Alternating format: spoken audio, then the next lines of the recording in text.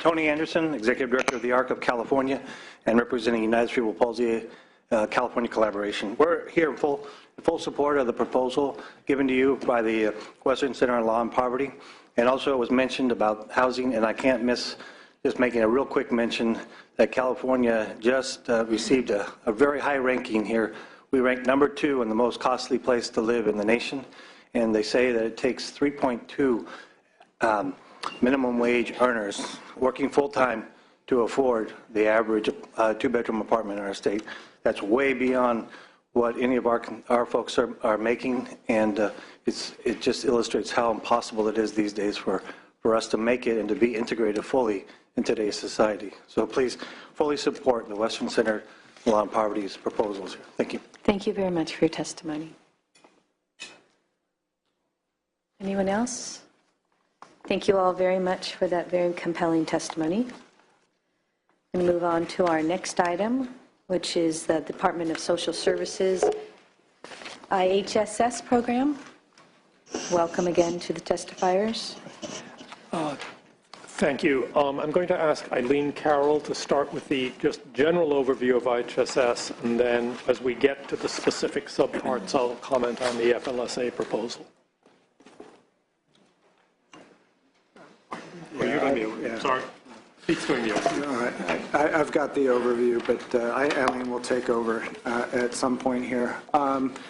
Similar to the SSI SSP program that we just discussed, the IHSS program serves older blind and disabled folks as well. The IHSS program is an optional Medicaid benefit. It's part of now our state plan in the Medicaid program.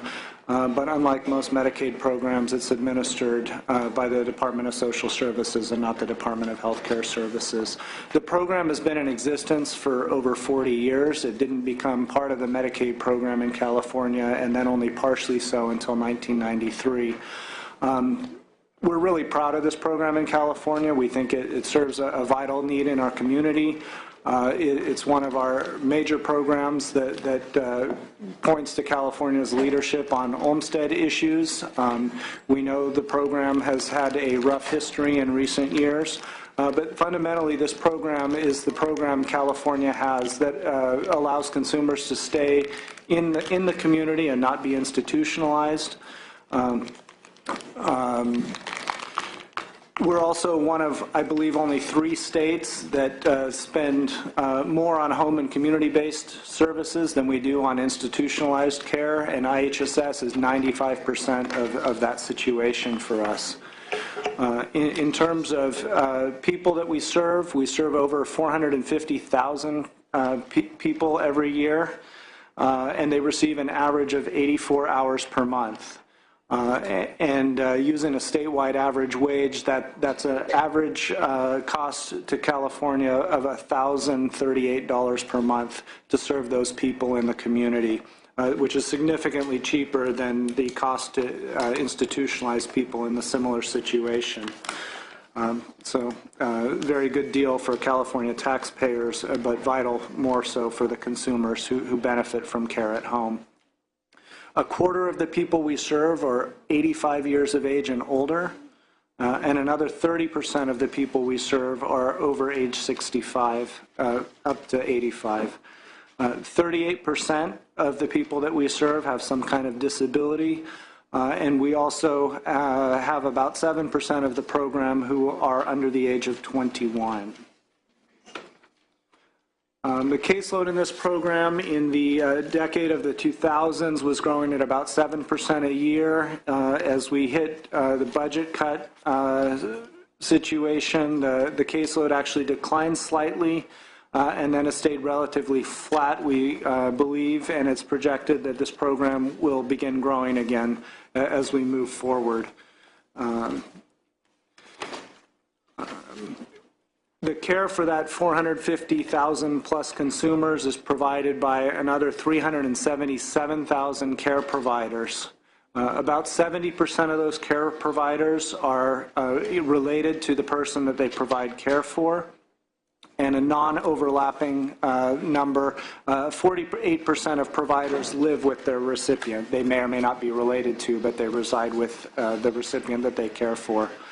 The wages paid to providers are determined at by 58 local counties through collective bargaining. And the statewide projected average wage with benefits where it's offered is projected to be $12.33 per hour in the budget year. California spends in the current year, the budget estimate is $6.1 billion in the current year. Slightly over half of that is federal funding at $3.2 billion. We have about $1.9 billion in state general fund and about $960 million in county funds in the program in the current year. We're projecting a budget for next year of $6.4 billion and no significant changes in the shares of costs there. On a budgetary note, beginning with the 12-13 state fiscal year, what previously had been an uncapped county share of cost in the program, the program was roughly 50% federally funded, with the state picking up 35% and counties 15%. Beginning in the 12-13 year, we moved to a maintenance of effort obligation for counties that was based on their actual fiscal year 11-12 spending levels, and that's the $960 million a year. Through this year, that MOE has been held constant except for adjustments based on locally bargained changes in benefits and wages. And beginning in the 14-15 year, there will also be a 3.5% annual inflation factor applied to the county share of cost in the program. As I mentioned, this program has undergone a lot of changes in recent years, and one that we've been working to implement is the Coordinated Care Initiative. And I'm suddenly feeling like I skipped some piece of this description. You're good. Am I good? Yes, I did skip one page of it. Back to back. Beginning in April of 2014, the counties, we have 8 counties in the Coordinated Care Initiative. I'll call it CCI going forward.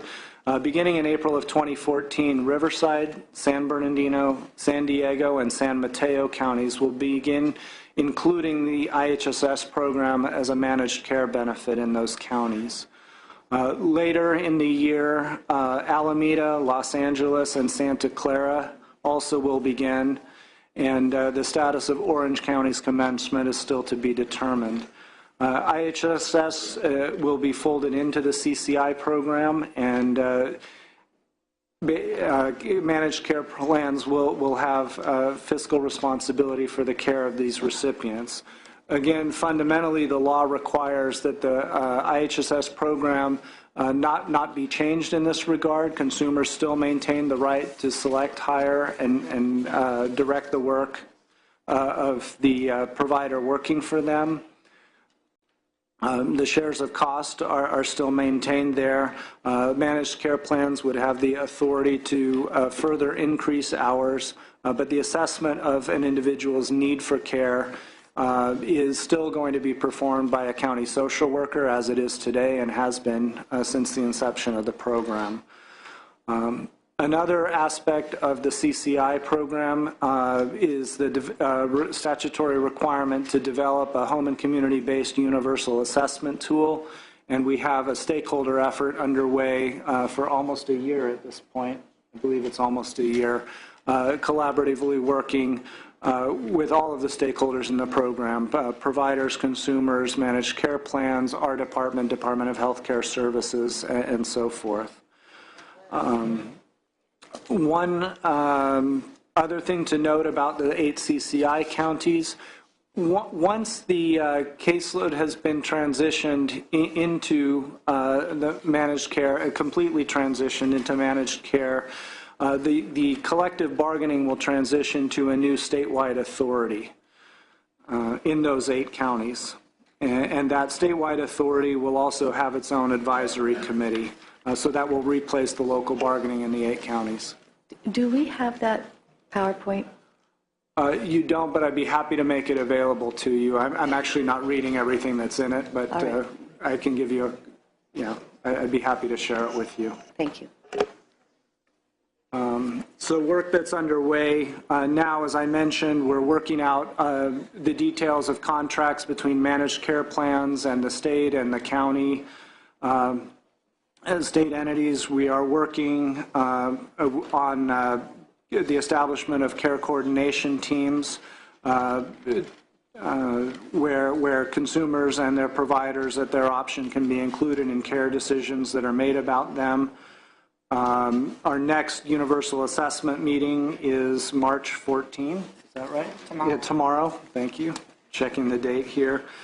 And we've also done work on an optional provider training curriculum that was posted to our website after some time of development. I believe almost 8 months of development was posted in January of 2014. That's an optional curriculum available to IHSS providers that covers the program. The other change that I wanted to mention specifically, if only because it comes up, and you heard earlier a couple of our testifiers talk about the 7% reduction. As a result of a number of budget reductions that were litigated, in 2013, 3 of those lawsuits were resolved with a class settlement agreement that was ratified by the legislature and put into state law. It replaced trigger reductions and other reductions, and also a proposed cap in the state participation in wages and benefits with an 8% across-the-board reduction to authorized hours for those recipients. On July 1 of this year, that 8% reduction will be restored, although only 1%. It will become a 7% reduction instead of an 8% reduction. There's been some confusion, and we get questions from time to time. That 7% is less than the 8%. It's not in addition to. So I just wanted to say that on the record for folks. Additionally, state law requires that by October 1 of this year, the Department of Healthcare Services submit a request to the Federal Centers for Medicare and Medicaid Services for some kind of assessment.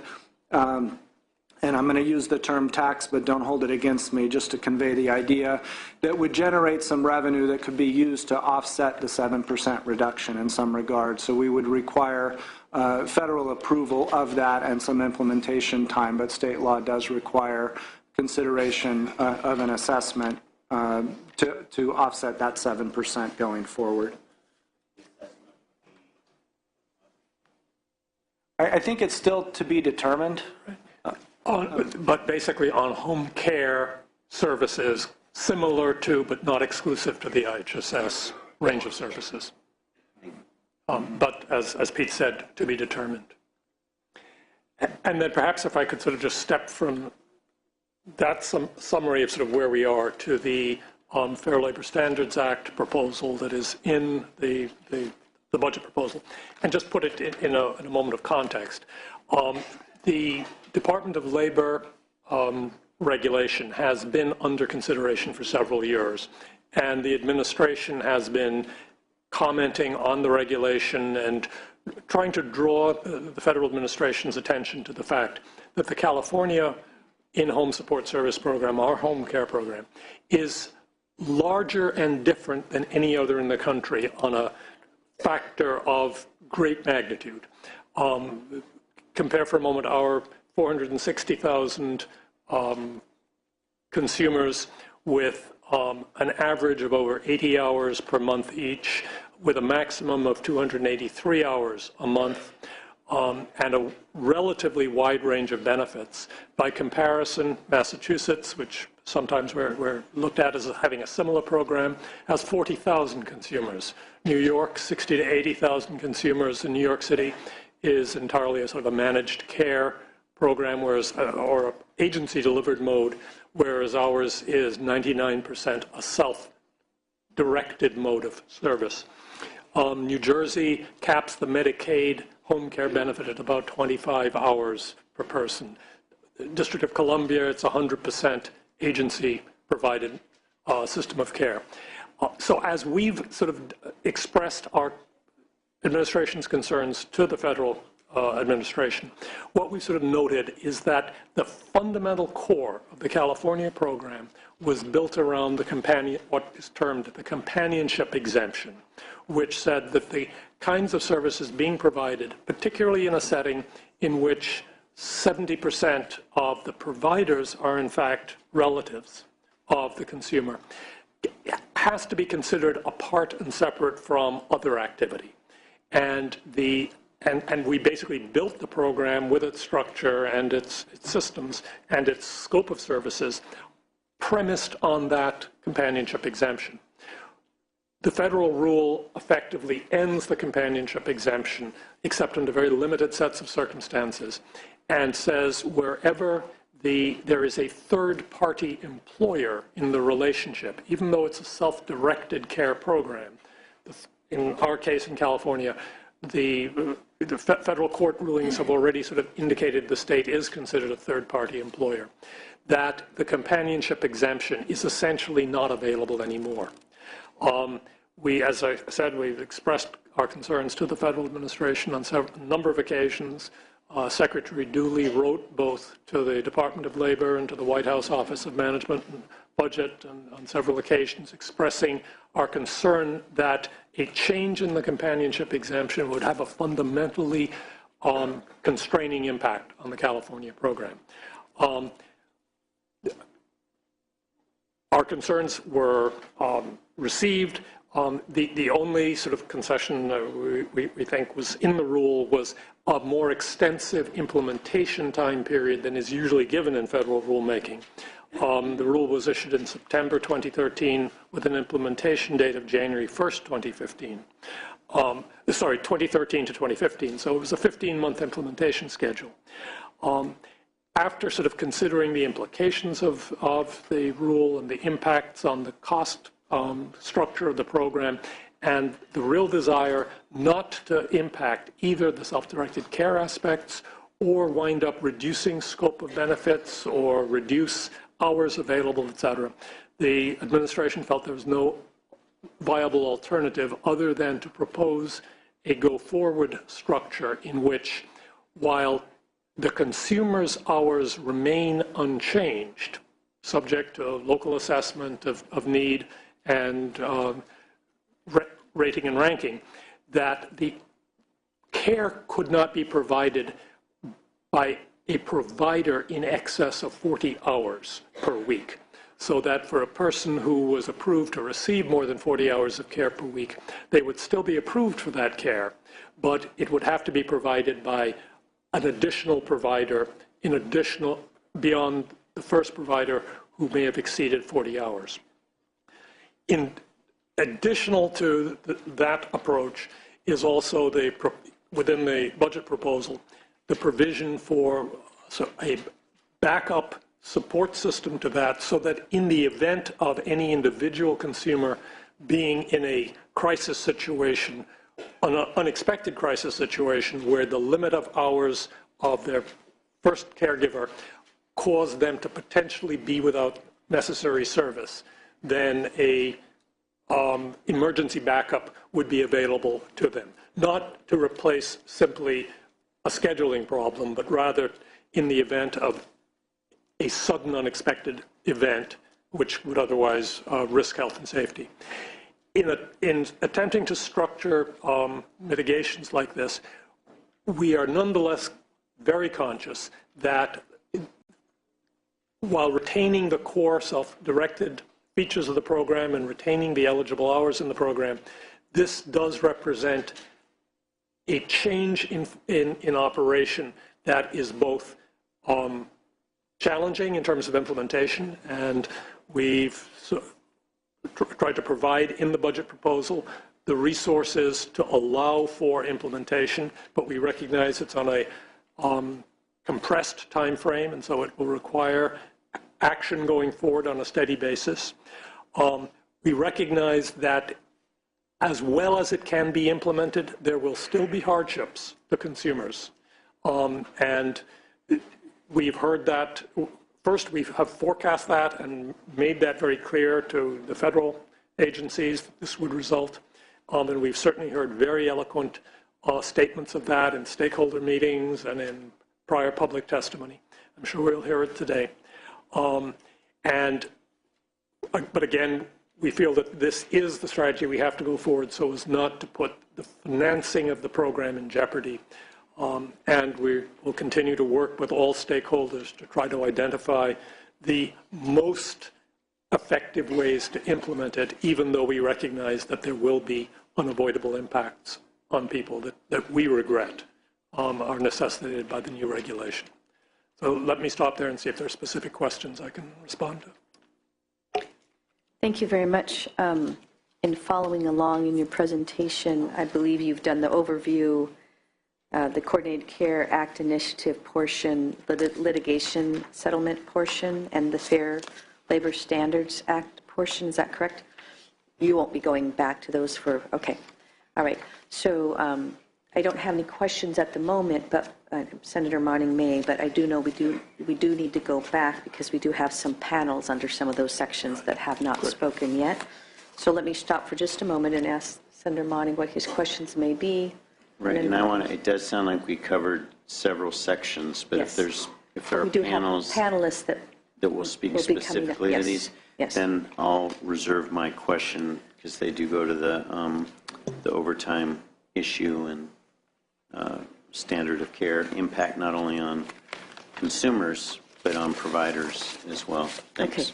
So I think it'll be best to bring the panelists up, and then we'll open up to public comment after that. Actually, we have some comments on the FLSA proposal that we'd like to share. Yes. If we could do that now. Yes, we are going to have other panelists coming up on FLSA too. But if you would like, if you have comments on any of the items that have already been discussed here, why don't you go ahead? Okay, thank you, Madam Chair. Good afternoon, members of the committee. My name is Rashi Kesarwani with the LAO.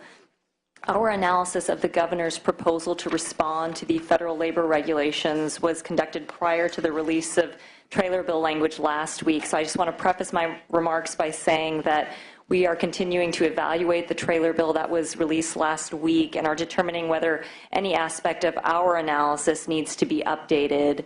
In terms of our findings and recommendations on the governor's proposal to restrict overtime for IHSS providers, we do find it to be a reasonable starting point for responding to the federal overtime rule. The administrative activities and the provider backup system that was just described would be significantly less costly than paying for overtime for all IHSS providers. However, we do have a number of policy concerns with the governor's overtime restriction, and we therefore are proposing potential modifications to the governor's overtime restriction for legislative consideration. The modifications are intended to balance the goals of achieving some cost avoidance while mitigating the policy concerns we raise. So I will go into our policy concerns at this time. Our first policy concern relates to the erosion of consumer choice. As you can imagine, recipients who regularly receive more than 40 service hours per week from a single provider would no longer be able to do so under the governor's proposed restriction and would instead need to hire an additional provider. For some recipients, this would be an inconvenience, but for other recipients, it would be a significant challenge to accept care from a new provider. Our second policy concern relates to the uncertain availability of IHSS providers for those recipients who do need more than 40 service hours per week. Depending on the labor market in a particular geographic area, as well as a county wage, you may or may not have a sufficient pool of providers to meet recipients' needs. Our third policy concern relates to the provider backup system. It's uncertain if the system will be able to pair all consumers who need unforeseen care with the right backup provider who can meet the consumer's individualized needs. In some cases, these needs may involve a language other than English or other specialized needs. Generally, we find that the governor's overtime proposal lacks flexibility for the unique circumstances that may arise for recipients. And we also have some concerns about the one-year suspension of providers who claim overtime on 2 occasions. However, if the legislature is interested in working within the framework of the governor's overtime restriction because of the fiscal benefit it provides, then we propose 4 potential modifications to mitigate some of the policy concerns that we've just outlined. These potential modifications can be thought of as a framework for thinking about how the legislature could modify the governor's proposal. And I want to note at the outset that each of these modifications would likely require approval from the Centers for Medicare and Medicaid Services. So to briefly go over those modifications, the first potential modification is a targeted exemption from the overtime requirement for the providers of certain IHSS recipients.